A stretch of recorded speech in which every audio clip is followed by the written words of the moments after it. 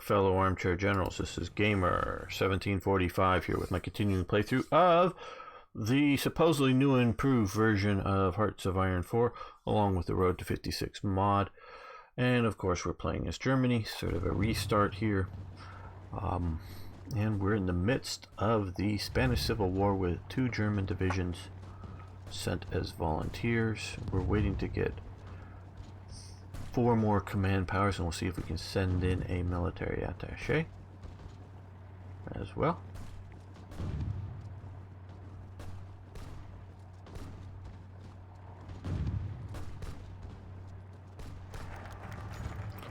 Okay, so we just sort of watched this division here march to there to sort of keep these from retreating and stop, and then attack to join this attack, as opposed to just immediately joining the attack. So the AI is still fretting maybe a little over much about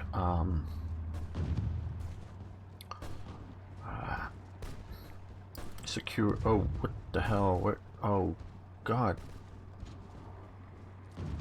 Damn it!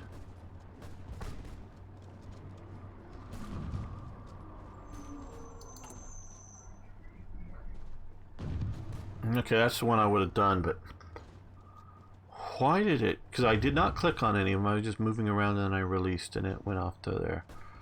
Walter Funk is who I would have picked, but yeah, okay.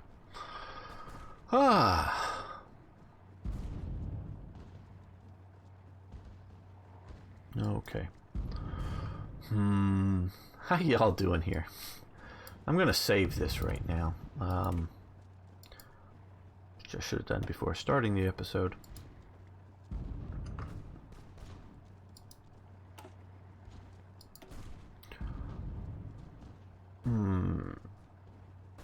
Issue with the steelworks.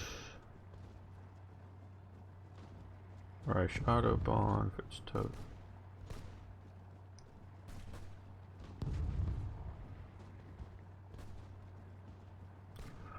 What just happened? Oh, two-sided economics.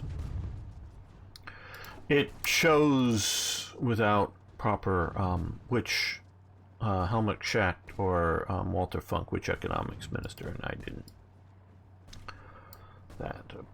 really do that well. Okay, synthetic refineries, Reich Autobahn. Ooh, civilian factories, that's where we probably want to go. Yeah, we're gonna do the Reich Autobahn to get the civilian factories, which will be massively helpful.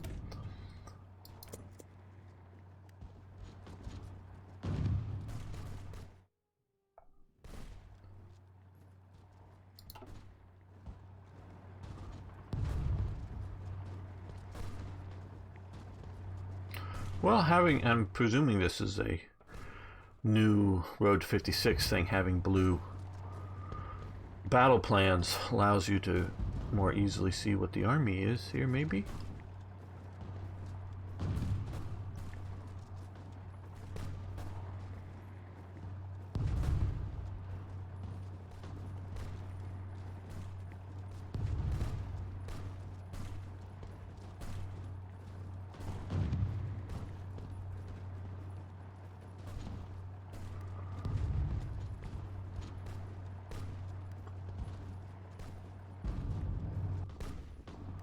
Okay, guys, well, over here.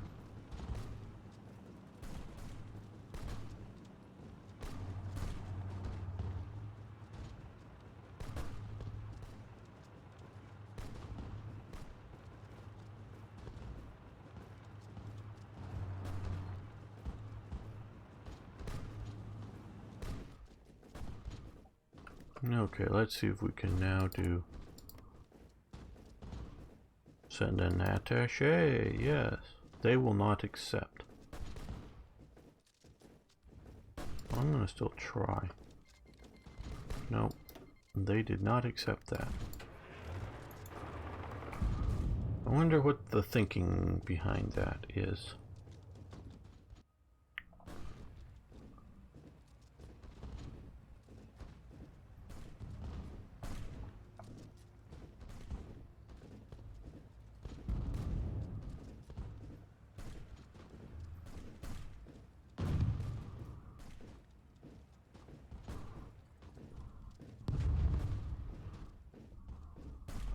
Need better relations? Yeah, but I already have volunteers freaking in their country. And, they think plus 47 of us, we think plus 10 of them. Don't know why a plus... Yeah, I don't get it. Yeah, I get, you know, if I was trying to send it to Republican Spain with negatives, that I get.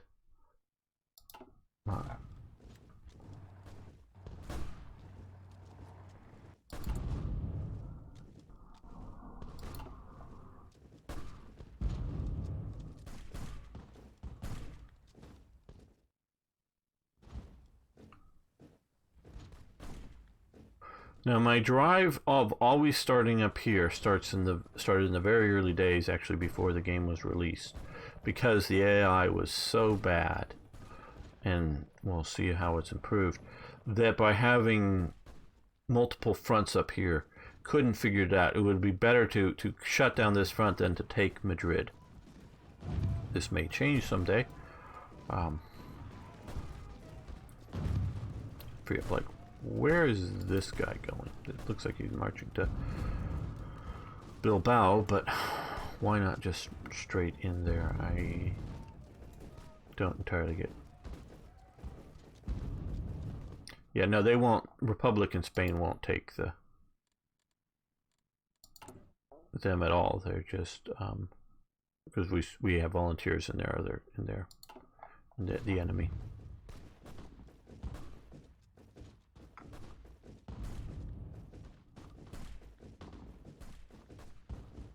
So the Italians sent 3 divisions, at least currently. 2 infantry and a mountain division. Actually reasonably effective for Spain and the conditions of the Italian army. Okay, well, I was asked recently, why am I picking dispersed industry versus concentrated industry? Well, max factories in a state is the same. Factory output plus 15%, factory output plus 10%, so it's 5% better. Dockyard output 10. Dockyard output. So it's the only thing better over here, at least with this mod. It varies from mod to mod. And I don't know if this has changed from what is currently. So you have more factory output, and it'll be similarly with each one going. But you have greater efficiency base and greater efficiency retention for production. And you have much less vulnerability and much faster conversion speed if you so want to convert things. So this, generally speaking, is better. Unless, the big unless, is that you have so much industrial output that you can dedicate production lines to something and just not change it or hardly ever change it. So if you're the US and you're just able to, these are tank productions. This is going to be a tank production line, and that's all it's ever going to be. Or like a medium tank. We might upgrade, from one medium tank to another at some point, but it's just mostly going to be medium up tank, or, tanks production. And we'll just start a new production line if we want to do light tanks, or start a new production line if we want to do heavy tanks. This is just going to be, and so if you're just going to rock one thing, and I probably don't, no, I know I don't switch things around as much as I should, managing stuff. Now, you shouldn't switch it around too much, but you definitely can, especially with black ice, because you have a lot more things to build. Tweak up different types of production a little better. So I don't handle that as well as I should or could. Okay.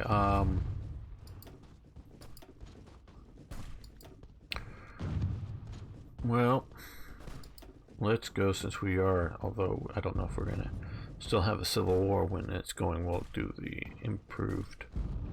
the delay a tactic here, which will improve our tactics.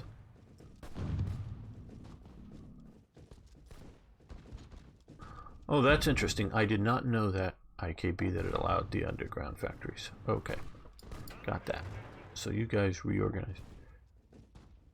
Now, along with the similar idea of wanting to shut down extraneous fronts, we are going to move over here and try to shut down this front to allow concentration.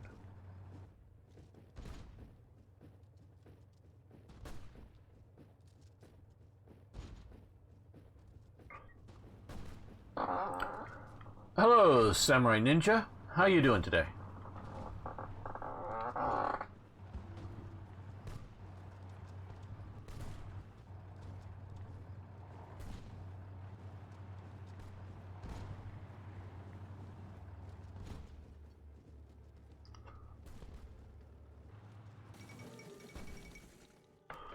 Okay, the Second London Naval Treaty is signed.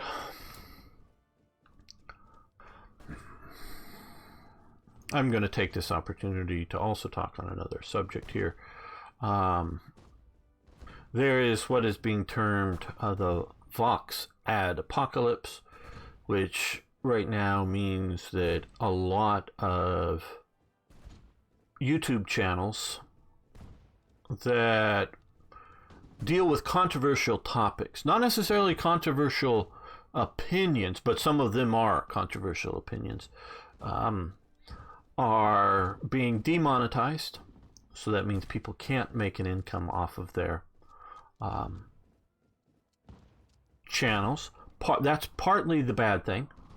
The other part of it is, and people have done actual studies, including one woman who I started following because she did a study on her channel. She had been, she didn't want to have her channel monetized because, and you know, more than 10 times bigger than I am channel, you know, much bigger than I am.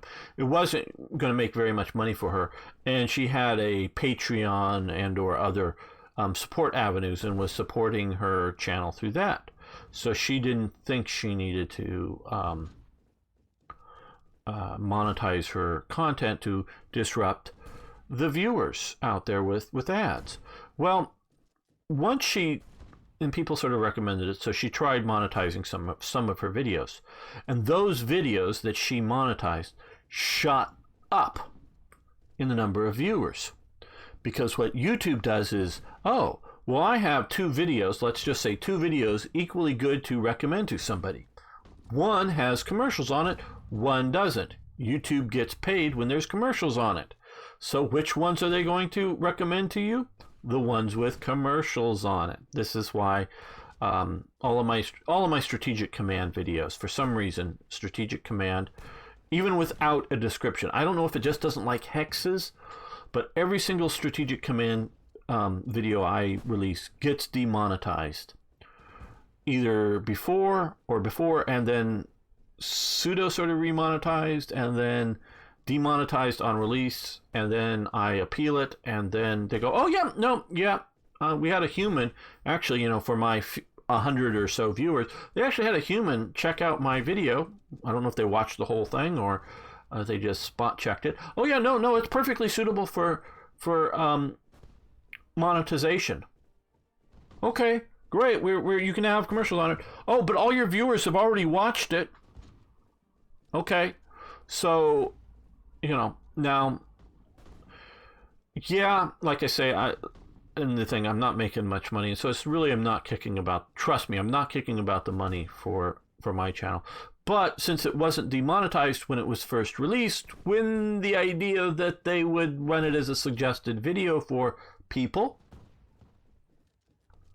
they don't so much, because one, it's no commercials on it. Two, because it's been demonetized, the algorithm thinks for a reasonable reason that, oh, this isn't advertiser friendly. There must be something problematic with this, so we don't want to show it to unsuspecting people. We don't want to recommend it. So if you know about it and you want to find it, fine. But so this really hurts. Because of this Vox apocalypse that started earlier this week as I'm recording this, they're taking, and they're actually going in now into some stuff, taking down videos, I just skimmed actually earlier this morning a report dealing with Nazis. And a lot of the stuff is not controversial opinions. It's just stuff about World War II. So that is a real thing. And so what I am worried about is that without being able to have content on YouTube generally available, either because it's been taken down or it's put into a little box and that says this video, blah, so they have different warnings. This video contains sensitive information, or this video contains unverified facts, or this video contains, hateful opinions because it has an Adolf Hitler speech in it. And so people don't watch it. People don't get recommended. People don't see it. And so it's going to become that Nazis are evil. Nazi things are in this box that no one looks inside this box. No one gets to see in this box that contains Nazis. And Nazi is bad. And so when you get some lunatic, like we saw some videos recently in London of like people calling, you're a Nazi, you're a Nazi, you're a Nazi, calling somebody a Nazi. Well, that person, now maybe the person in the video did know what a Nazi was, but in future generations, people may not know what a Nazi was, other than it's something bad in that box. They've never opened that box up to see what a Nazi is. So they just know Nazi is bad, and so anybody called a Nazi, they must be bad and evil. So bad, you can't even know what the evil is, sort of like Pandora's box.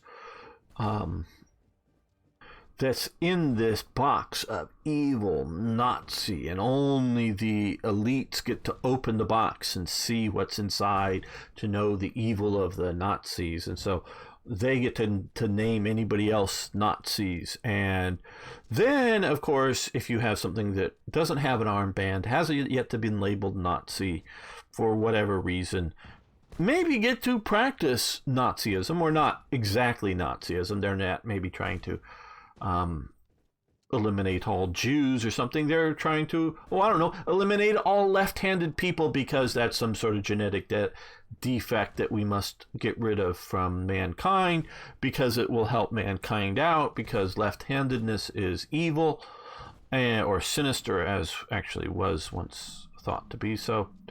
So they will start being Nazis, or a version of Nazis, or however you want to call it, without knowing it, because Nazism is some evil that's hidden away from the sight of mankind. And you probably think I'm being hyperbolic about it, and at this point I am. But if this trend line continues, I am not. Okay, so why did the Second London Naval Treaty get me to start talking about this? Well,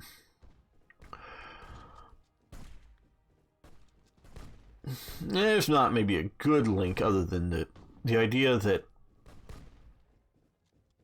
is disarmament a good or bad thing? Well, if you believe that the pure existence of armaments are going to cause a war. Now, looking back in history, you might actually think it could, because I would say for about 500 years, about every 50 years, Britain and France would go to war. And it might get down to about every 20 years during some parts of it, but 50 years is pretty safe. For about 500 years, they would go to war. Or at least 300 years or something, they would go to war about every 50 years. And so if you're, say, Britain with a big navy, and you see France starting to build a big navy, and it's all in dockyards, and it takes years to build, whether that's a steel navy or a wooden navy, you might go, well, if we wait the full 50 years when the next scheduled war is going to happen, man, they're going to have a bigger navy than us. We better go to war now, while they're just still building it. So we sink all their ships, and we can land, or we can bombard the shipyards, because all the shipyards have to be on the edge of the coast. We bombard the shipyards, and then we can sail away, and we have won the next war, and they will have lost their fleets. Now, the reason this does connect is because knowing the past, knowing things about the past, can inform us about the future. So, I do not believe... Now, if you really believe that the Soviet Union and the U.S. is inevitably going to nuclear war, and one side is about ready to, is just days away from putting up a anti-missile system that would keep their nation invulnerable to attack by missiles, would the Soviets have launched against the U.S.? No, I don't think they would have, but yes, they might have, because if they thought it was inevitable, this is why some of the people that are going, and this is mostly coming from the Republicans, because the Democrats really love wars, and some of the Republicans really love wars.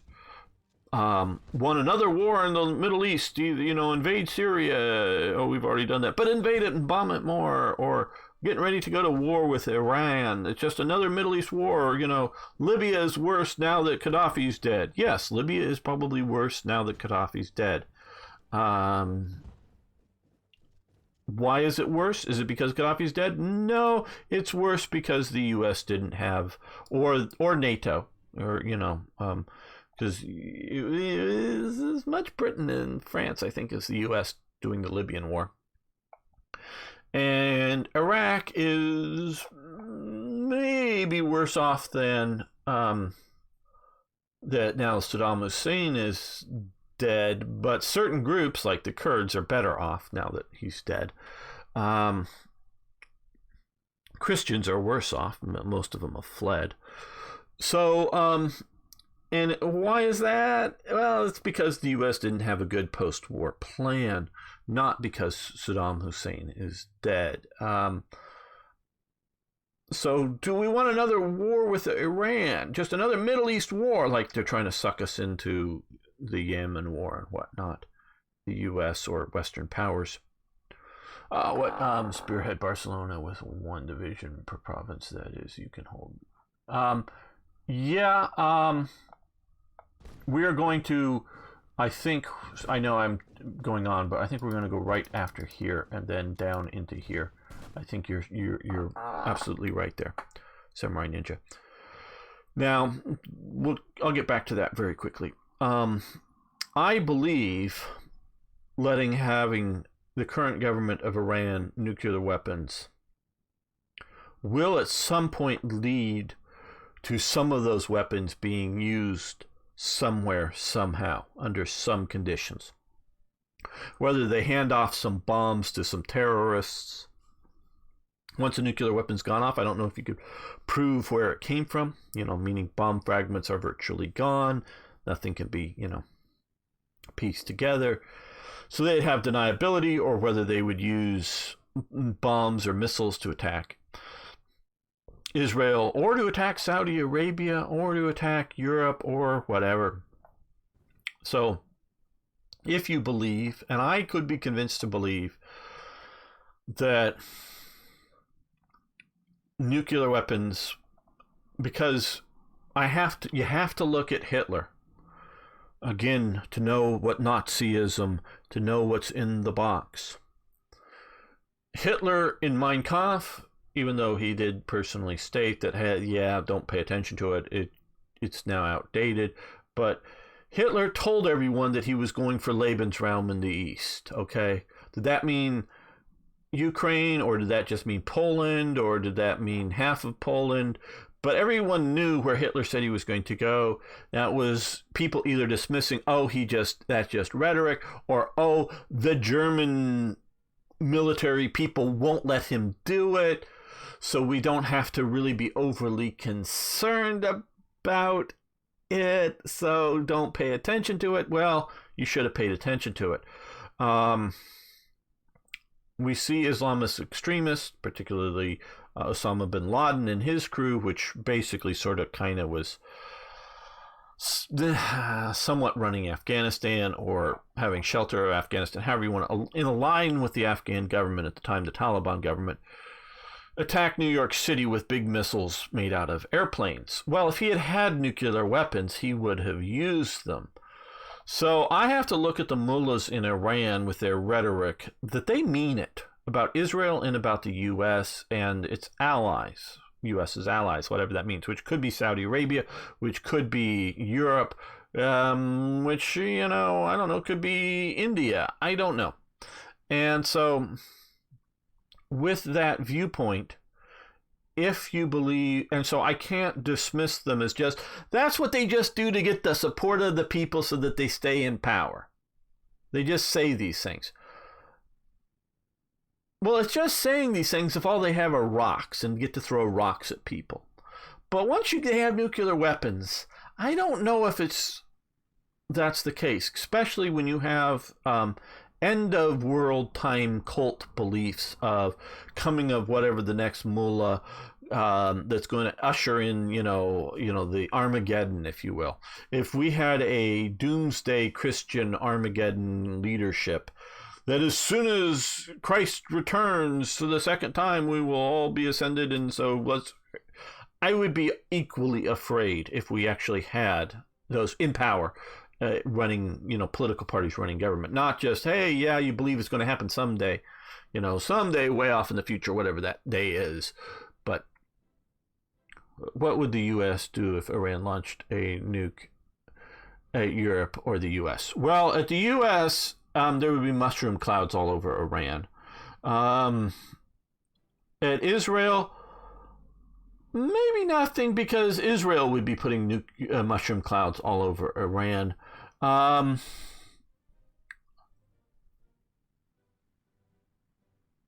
If it hits Europe, probably whatever the Europeans would want to do. So I think, Arno, that they would give Europe to Iran. The French with their nuclear weapons, I think they would surrender. France surrenders when the wars happen. Would France or Britain return nuke fire onto Iran if a nuke goes off? Whether, because you could put a nuclear bomb in a cargo plane, a commercial cargo plane, or something that supposedly is a commercial cargo plane, and claim to have taken off from somewhere, like, oh, we're flying out of Azerbaijan or something like that, delivering a cargo shipment of something to Austria or to the Czech Republic.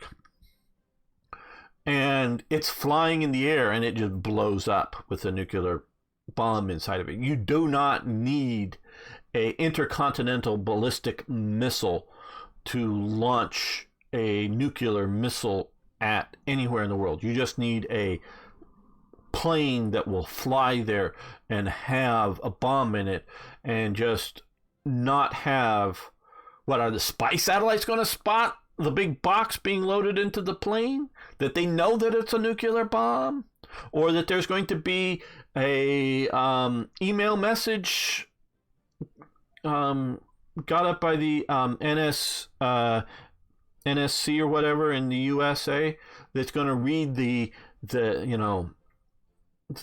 message. The bomb is being delivered to the plane that is going to fly to Rotterdam tomorrow. It's going to be called flight whatever. And are they going to know that? Or are they going to go, hey, the U.S. is probably reading all the email. Let's never mention this in a room. So, like I've said before, I am no longer living in the belief that greater nuclear war is going to happen, but I'm more afraid of a limited, single bomb maybe going off somewhere in the world than I have been before. Terrorists selling off a nuke is delivery mechanism is the same as a missile or bomber, should be treated as such. Yes, but would they know where it came from? If a nuclear weapon were to go off, would they know that it's Iran that supplied it, that it's Pakistan that supplied it, that is North Korea supplied it. What if a nuclear weapon goes off in Pakistan? Was that a weapon supplied by India to a terrorist group to strike in Pakistan? Or was it some radical Indian anti-Pakistani group over Kashmir who actually bought it from, North Korea and set it off in Pakistan somewhere because Pakistan was not worried about cargo shipments coming out of North Korea, and it blew up in the, port of Karachi down here. Even before it's inspected, it just goes boom. And so, but would they blame India over it without any proof? How would you get the fingerprints? Now, maybe there would be enough fingerprints of chatter, of information, of digging it out. But if there was a nuclear weapon going off in the West somewhere, you might get multiple groups or fringe elements of groups claiming to have supported or have done it. So I don't know. And as Samurai Ninja says, I reckon NATO would try a conventional warfare to begin with such. Okay, and so let's just say NATO does conventional warfare. Let's say they even got the right country. Let's say if it was Iran who supplied the weapon. Now, whether they, again, supplied the weapon, I mean, literally, it could be like handing it off to a terrorist group to say, do whatever you want with this. We don't really care as long as it doesn't go off near us, Or it could be literally an airplane taking off from Iran, because we follow a lot of flights, a lot of places everywhere, but I'm sure that I know there are flights around parts of the world that aren't on the radar. And so something coming low out of Iran, coming over, through the Caucasus, and then popping up to international flight levels, so it sort of kind of looks like it took off maybe from somewhere here, and flew for a little while, then popped up on the, the big air traffic controller radar things, and then flies, so it looks like it came out of Azerbaijan. So is it a former Soviet nuke that went off, or is it a, and I mean former Soviet and not a, Russian nuke. I mean, something left over from the Cold War, or is it a new made thing from Iran, or is it China selling it to somebody because they're pissed off at Trump? Whatever it could be. But let's just say they get the country right and they attack it. Well, what happens next time? More Islamic nut jobs decide to sell or give a Pakistani bomb to somebody else. Well, they'll just do that again. And if Saudi Arabia, which would be capable of building a bomb over time, if they were to get bombs, and trust me, they're not very tightly wound either.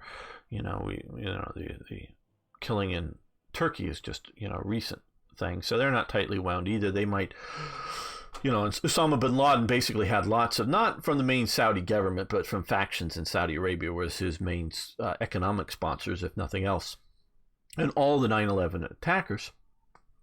So if they built a nuclear program to counter Iran's nuclear program, and then, a bomb gets handed off to them, before Iran launches theirs. So when the next nation does it, they may think they're still doing good.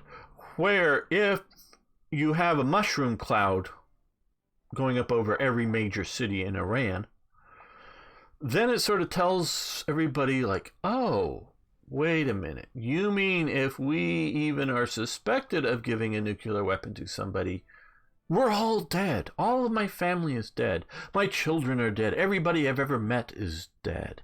See, that would probably stop it from happening again. Because if there is enough negative backlash against them, like nuclear weapons going off, I don't think anyone's going to repeat the mistake. So conventional response to a nuclear weapon strike is a bad idea. Now, I don't want to see cities obliterated, but there needs to be the idea of, if you do this, it will get a greater response. So one nuclear blast off somewhere in Europe gets you 5 or 6 nuclear blasts in your country. So don't ever even consider doing this again, anybody, anywhere. And so, because you really can't just pick up, make a nuclear weapon in your backyard.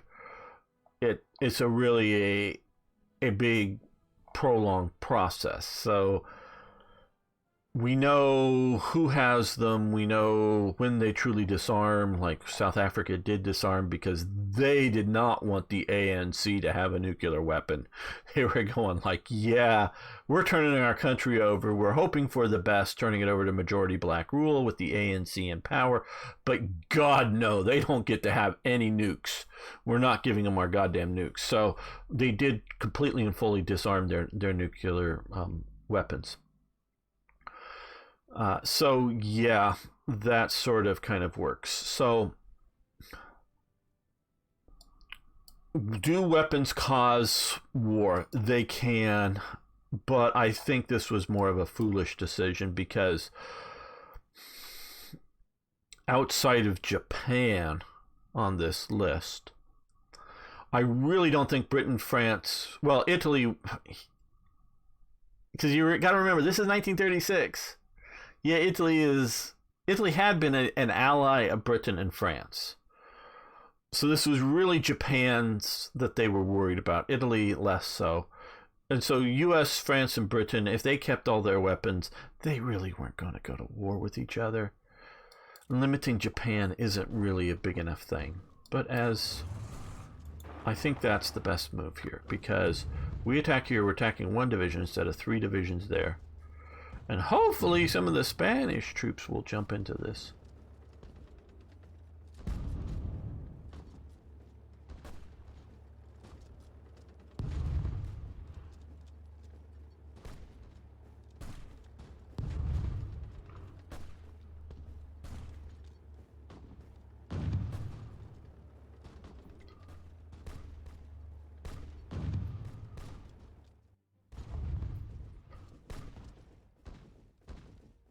Or maybe the Italians. Yeah, the Italians, that's coming in, that's good.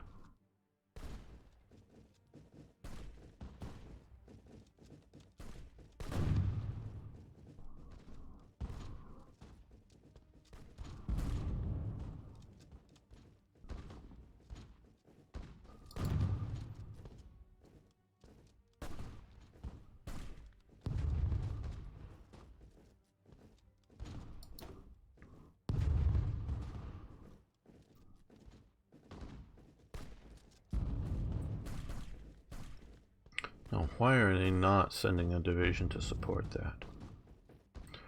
The Republicans. Not 3 divisions, or even 2, but 1 would be a helpful situation. I'm trying to analyze how well the AI is doing. Fairly well over here for both sides. Decent stalemate, which is sort of what it should be.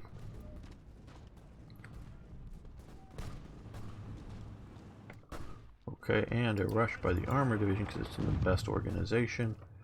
And facing against 3 divisions, so that's maybe not a... Well, that's actually fairly smart of them. They had a... Okay, stop. Stop the attack. Attack there. We can cut off Barcelona from the mountains and surround it.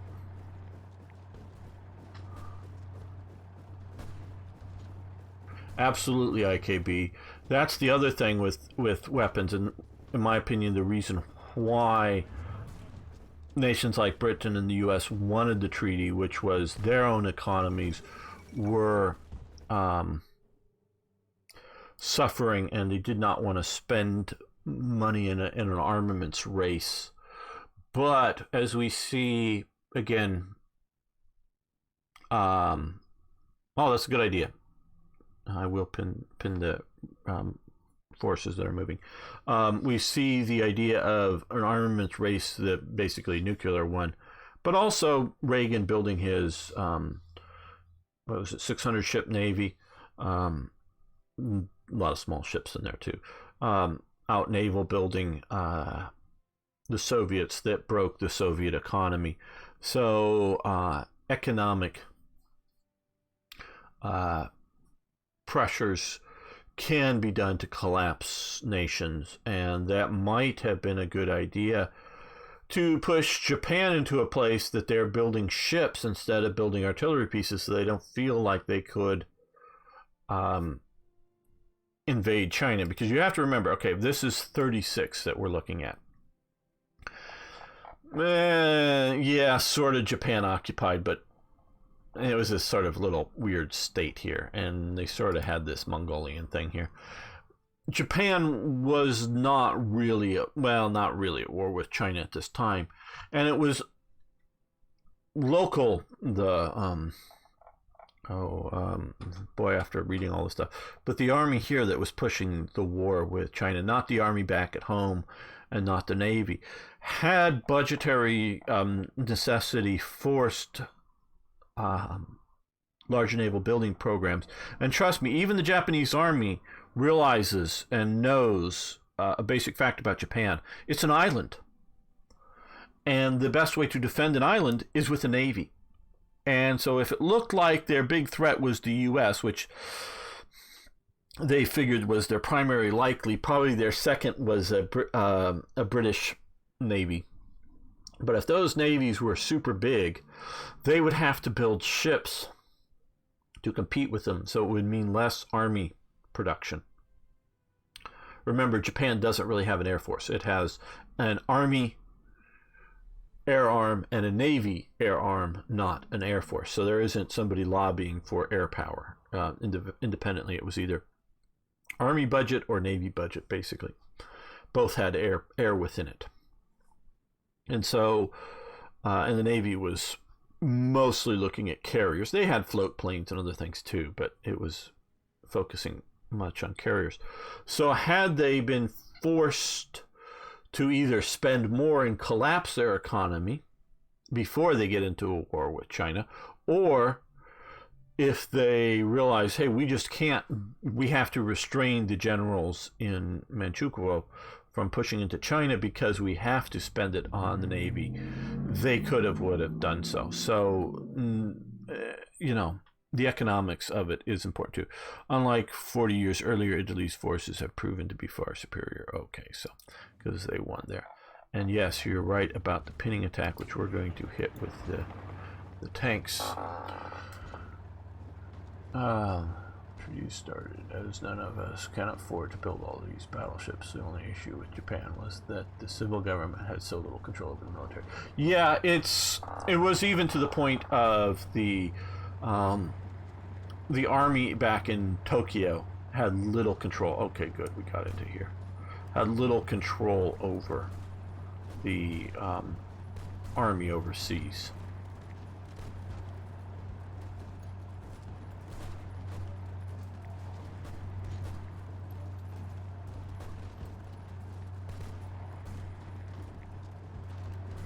Well, we might as well help this.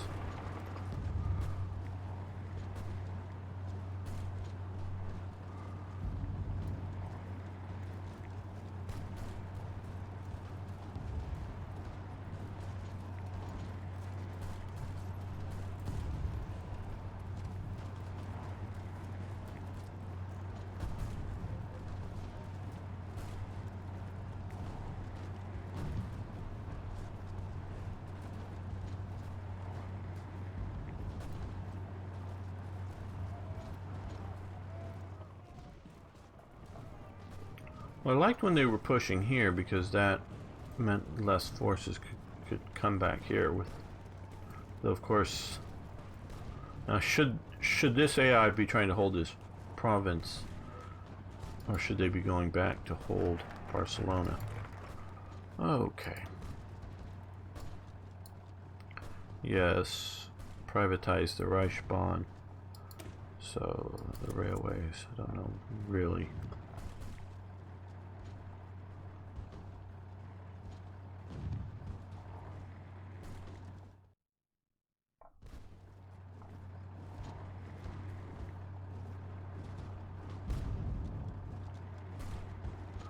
Okay, good, they're now putting pressure there.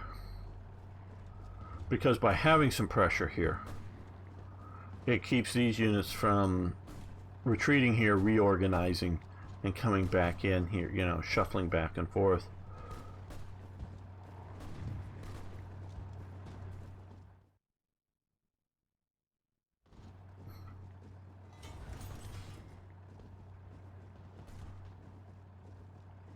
Well, that's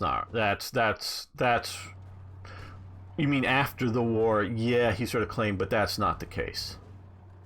I recently read up for my Japanese series on Japan. That's not the case. Now, he knew what was going on, and okay, Tippett, thanks for being here. And we really enjoyed having you. So, yeah, he knew what was going on. He approved everything.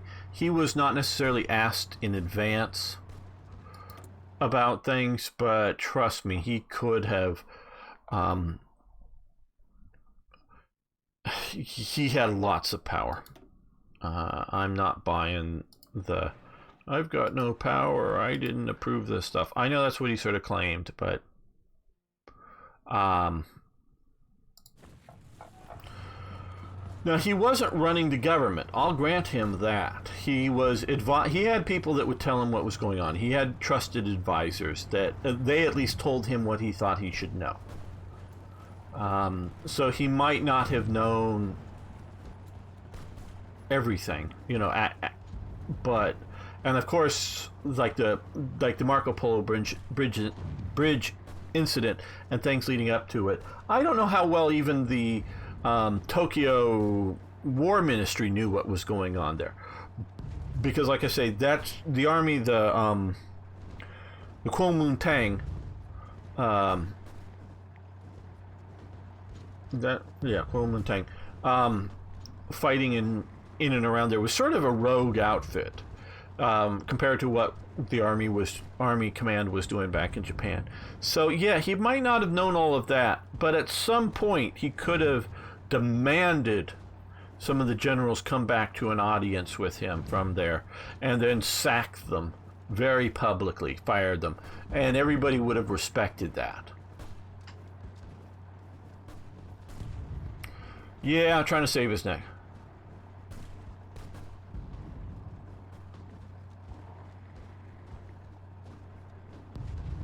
Yeah, Samurai Ninja, yeah. I badly speak a little bit of Japanese and had it for 3 years. So I've studied Japan, at least for most Americans, fairly in depth. And so he is, maybe, I will grant, not responsible for pushing the agendas that were happening, but he did not actively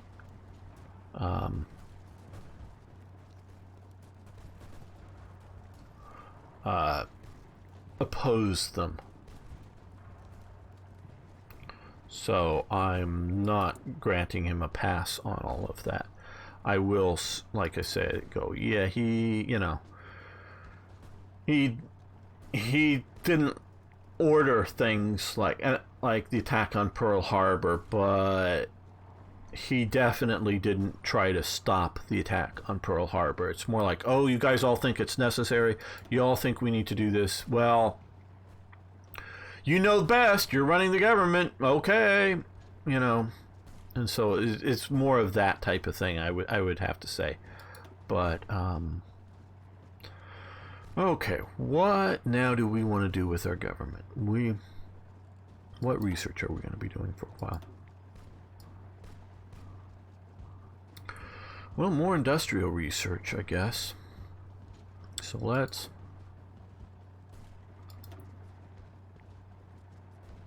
industrial research. Industrial and synthetic research. Electronic research.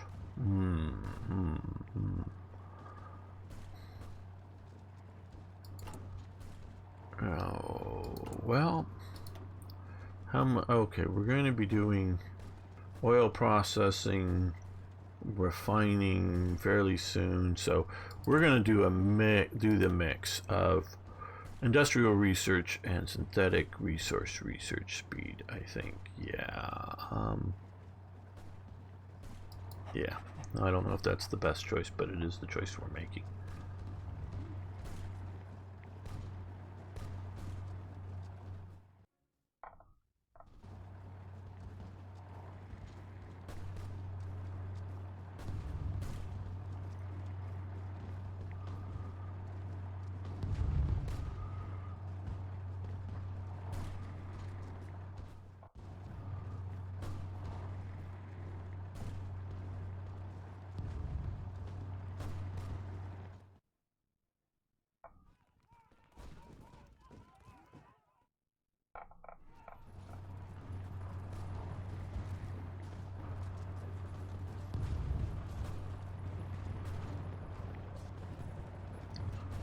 Well, it looks like we're about ready to get Barcelona.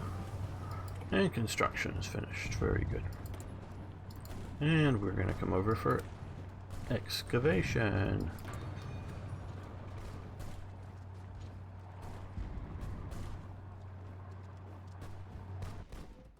There we go.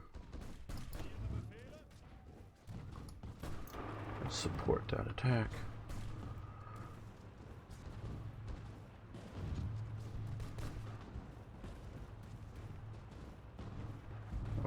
Take off the...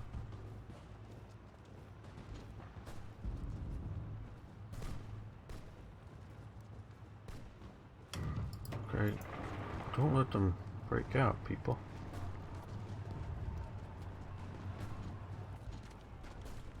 There we go.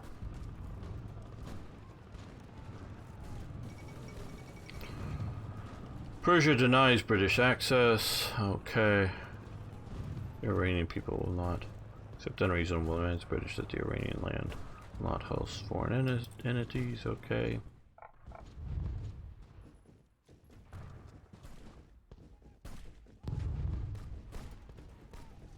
Thank you. We do try for encirclements.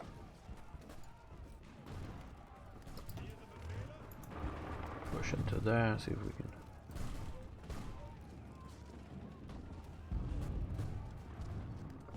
Yeah, join the assault there.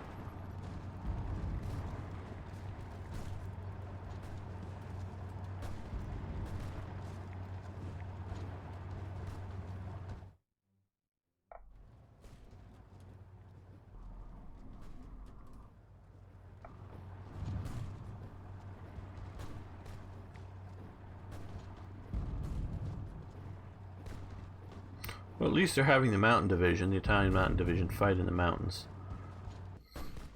That's the thing that I always, you know, you have these really great ideas of divisions, like armored divisions doing really well in the open plains, and you have mountain divisions doing well in the mountains. Does the AI effectively use that? One thing I always look for. And this is just maybe a happenstance, but we'll watch and see how that goes with this new and improved AI.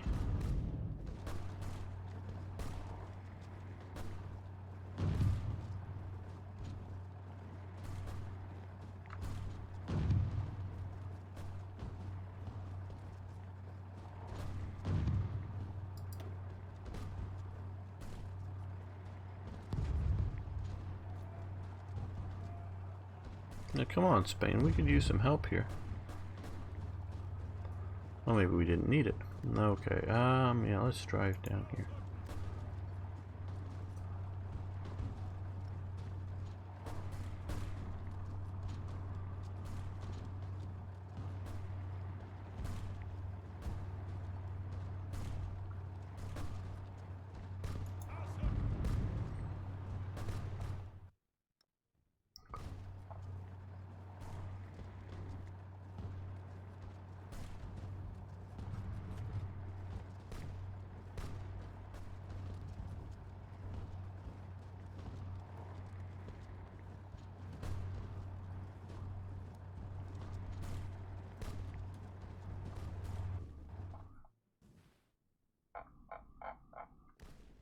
Okay, well, I think we're going to move our mechanized, motorized, armored forces over to here to see about cutting into Spain, though I worry a little bit about the Soviet divisions there. Hopefully the Italian/Spanish push up here will be done vigorously enough and without my involvement. How much equipment do I have? Well, a modest amount. I mean, only 23 extra tanks, well, 290 extra motorized vehicles. Yeah, now's the time to start doing, we're going to start doing, train up a couple of divisions. Infantry, because again, we don't have much in the way of tanks, and we're still obviously burning up tanks and some trucks here.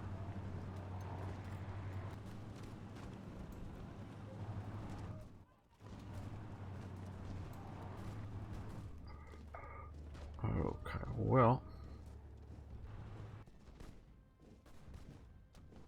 let's move this division over here so that we attack. Let's see what that looks like. One division. Well, you know, we're going to attack just there. See if Spain will join in with this attack. I'm looking at 3 divisions here. And the thing that's really mostly worried about me is the Soviet division, where the other 2 Spanish divisions are like half equipped. But if we can push into here,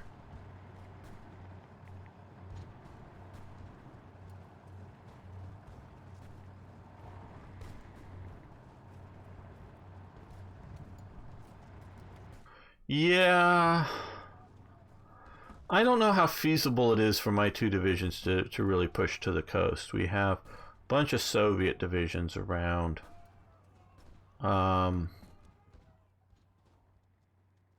Definitely a good idea, IKB, but I don't know how fulfillable it is.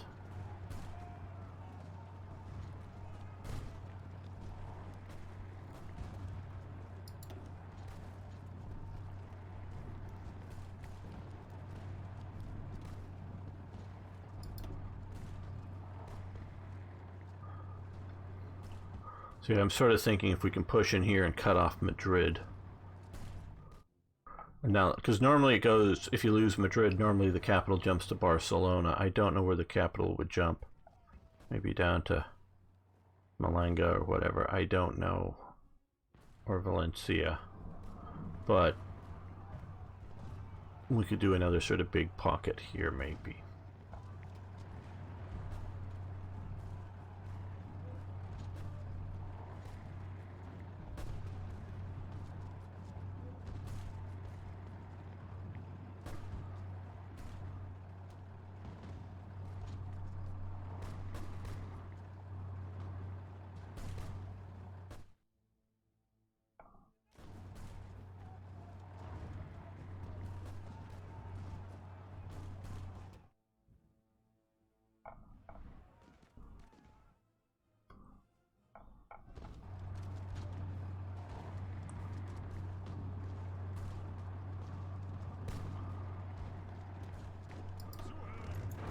Come up to support them.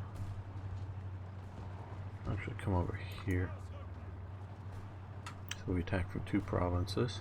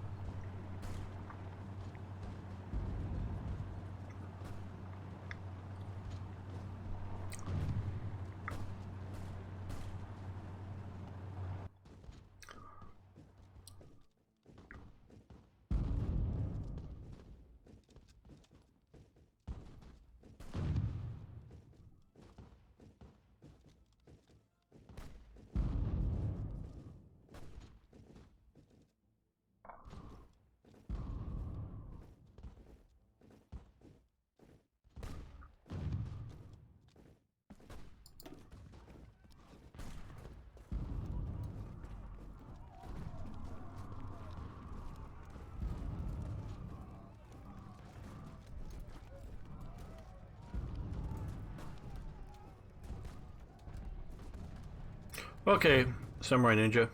If you haven't already, please follow the channel. You can subscribe. The link below to my YouTube channel as well, if you haven't already. And of course, I recommend getting two screens on your computer so that you can both play Hearts of Iron and watch me play Hearts of Iron at the same time.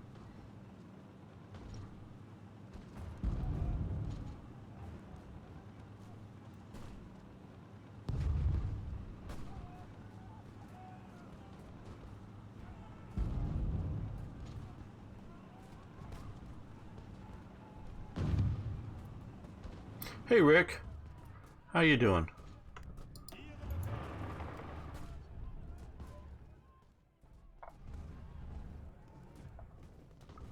Okay, well, it looks like the infantry unit's following me in, so let's keep pushing. Hey, thanks for hosting, Arno, thanks.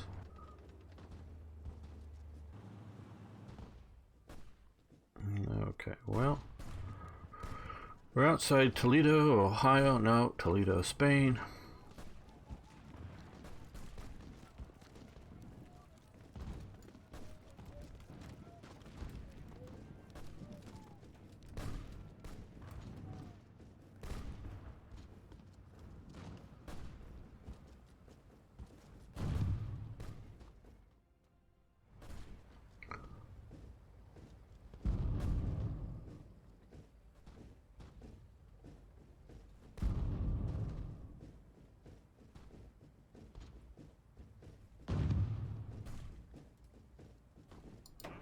Looks like they're bringing in reinforcements, so we'll move up a bit more. And we'll attack in Toledo.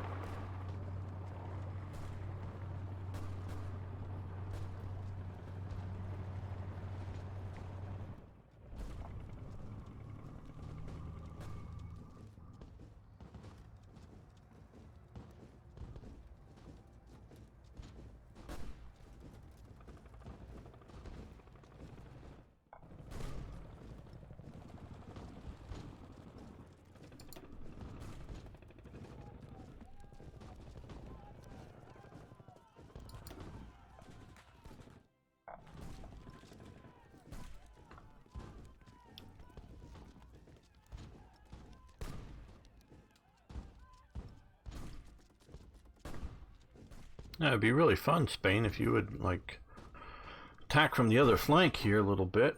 Just support my attack, maybe? Well, we can get...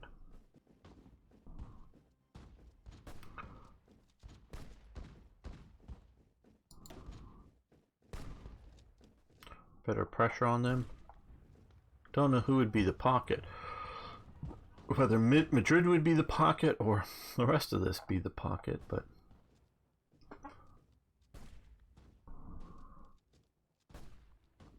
Okay, IKB. Take your time.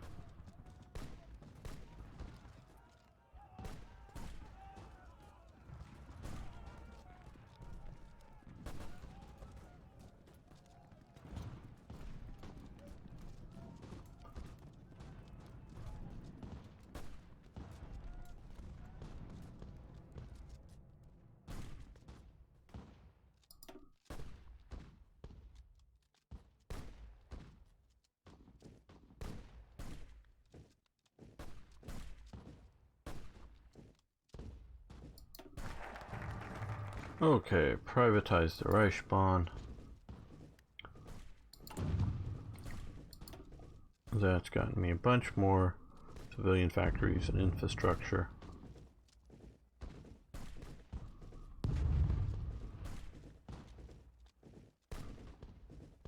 And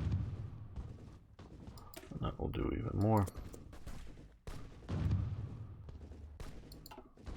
And there we go. We've now got the encirclement. Not sure which is encircling which here, but hey.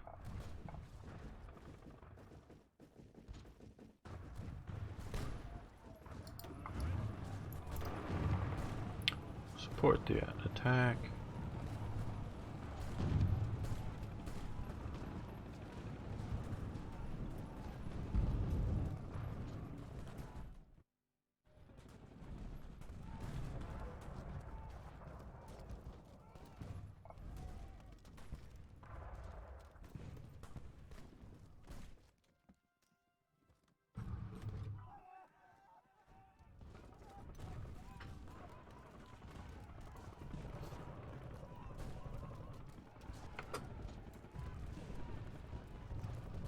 Okay, well, we're going to end the episode, not the stream, the episode here. Want to thank everyone for watching. If you haven't already, please subscribe. Please follow me over on Twitch. And, of course, I really love hearing from you. You can either talk about some of our topics that we were talking about. Do weapons cause wars? As well as other game things. Love hearing from you. See you next time for more Hearts of Iron.